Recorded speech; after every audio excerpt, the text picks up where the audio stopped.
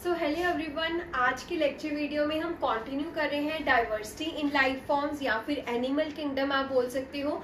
और ये जो हमारे चैप्टर्स हैं ये क्लास 9th के लिए और नीट के लिए काफ़ी इंपॉर्टेंट रहते हैं। अब हमारी लेक्चर सीरीज में अब आज का जो हमारा फाइलम हम कवर करेंगे दैट इज फाइलम प्लेटीहेलमिन्थिस। ठीक है, इसके पहले हमने टीनोफोरा, सिलेंट्रेटा ये वाले फाइलम जो है वो कवर कर रखे हैं, पॉरीफेरा वगैरह।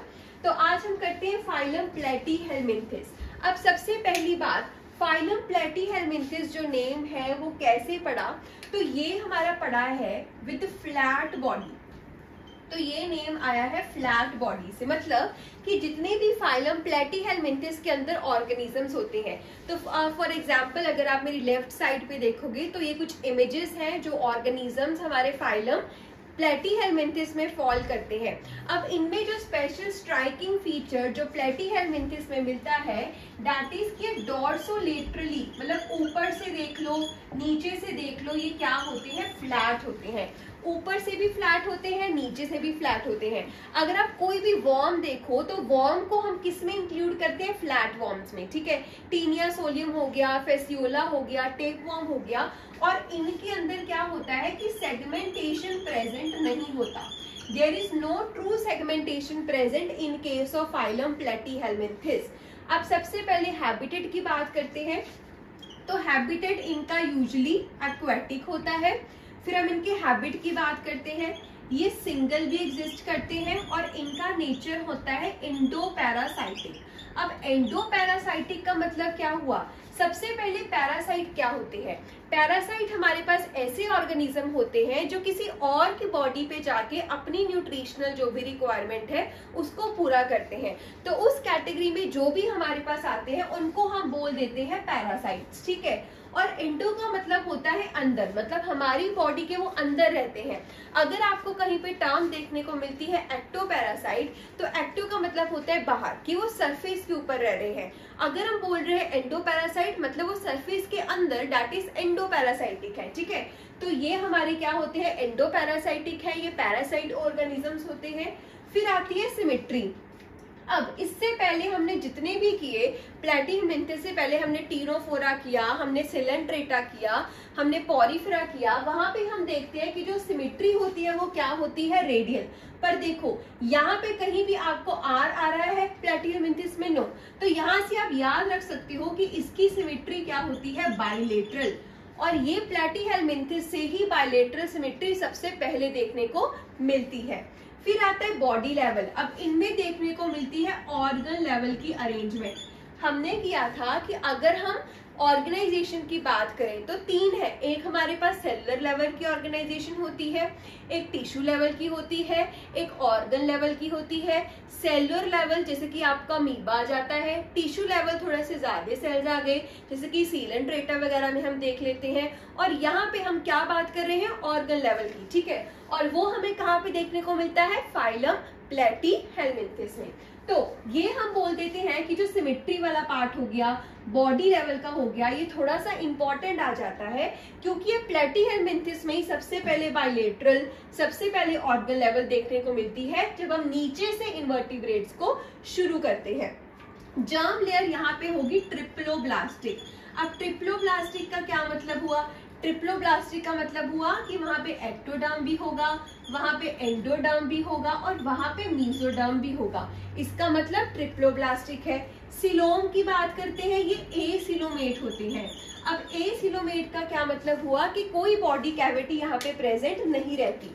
तो यहाँ पे क्या होता है, पहले हमने किया कि ये सपोज एक्टोडर्म है और ये हमारा एंडोडर्म है। ठीक है, अगर एक्टोडर्म और एंडोडर्म के बीच में कैविटी है, खाली जगह है, तो हमने ऐसे ऑर्गेनिजम्स को बोला था डिप्लोब्लास्टिक।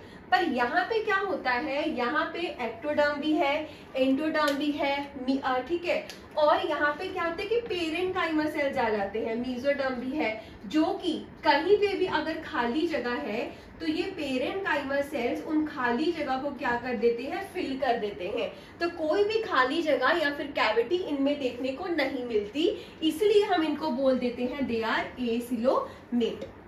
फिर हम बात करते हैं बॉडी प्लान की। बॉडी प्लान में हम बोल देते हैं कि ये हमारे क्या होते हैं, ब्लाइंड सैक होता है। देखो हम करते हैं कि कोई भी ब्लाइंड सैक कैसा होता है, जैसे कि एक ओपनिंग होगी, ओपनिंग के बाद बड़ा सा एक पॉलीथिन ले लो, पॉलीथिन के ऊपर आप रबर डाल देते हो जिसमें हम खाने पीने का सामान, राशन, दालें वगैरह लेकर आते हैं, उसके ऊपर अगर मैंने रबर चढ़ा दी तो एक ही पोर हुआ, बाकी सारा तो लिफाफा हो गया। ये वाला जो प्लान होता है इसको हम बोल देते हैं ब्लाइंड सैक बॉडी प्लान। और ये ब्लाइंड सैक बॉडी प्लान किस में देखने को मिल रहा है, आपको प्लेटीहेलमिन्थेस में देखने को मिल रहा है। फिर हम बात करते हैं डाइजेस्टिव सिस्टम की। अब डाइजेस्टिव सिस्टम भी हमें दो प्रकार का इसमें देखने को मिलता है। कैसे, अब हमारे पास ये जो प्लेटीहेलमिन्थेस होते हैं, कुछ तो ये पैरासाइट्स होते हैं और कुछ होते जो पैरासाइट्स नहीं होते। देखो जो पैरासाइट है वो तो ऑलरेडी हमारी बॉडी के अंदर रह रहे हैं, किसी और ऑर्गेनिज्म की बॉडी के अंदर रह रहे हैं, किसी एनिमल के अंदर रह रहे हैं, तो वो तो डायरेक्टली उससे खाना ले रहे हैं, सब कुछ उसी से ले रहे हैं, तो उनमें डाइजेस्टिव सिस्टम प्रॉपरली डेवलप नहीं होता।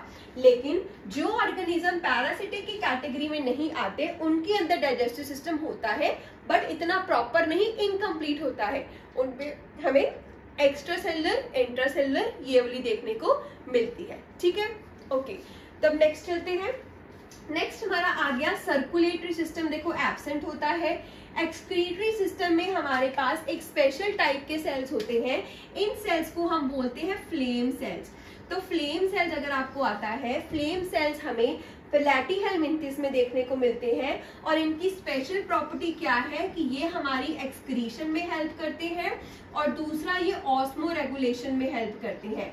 ऑस्मो रेगुलेशन का मतलब हुआ बॉडी का कांस्टेंट टेम्परेचर वगैरह एवरीथिंग को मेंटेन करना। तो फ्लेम सेल्स यहाँ पे हमारा एक इंपॉर्टेंट पॉइंट आ जाता है। स्केलेटन, बाहरला स्केलेटन यूजुअली क्यूटिकल वगैरह का देखने को मिलता है। नर्वस सिस्टम, यहाँ पे लेडर टाइप का नर्वस सिस्टम ऑब्जर्व होता है, लेडर टाइप का नर्वस सिस्टम देखने को मिलता है। फिर अब नेक्स्ट पॉइंट हमारा आ गया अबाउट रिप्रोडक्शन। ठीक है, तो नेक्स्ट पॉइंट हम देखते हैं रिप्रोडक्शन का।